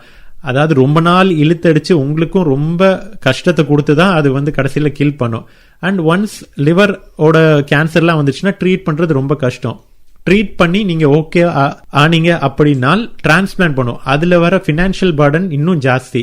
ஸோ எதுக்கு நம்ம வீணா இதெல்லாம் சாப்பிட்டுட்டு நம்மளை அடிச்சுட்டு இருக்கிறது? ஸோ அதெல்லாம் நீங்கள் அவாய்ட் பண்ணிங்கன்னா பெட்டராக இருக்கும். ஹலோ டாக்டர் நிகழ்ச்சியில் நியூக்ளியர் மெடிசன் எனப்படும் அணுக்கரு மருத்துவம் குறித்து அணுக்கரு மருத்துவ நிபுணர் டாக்டர் எம்.கே. லோகேஸ்வரன் உடன் நேர்முகம் கேட்டீர்கள்.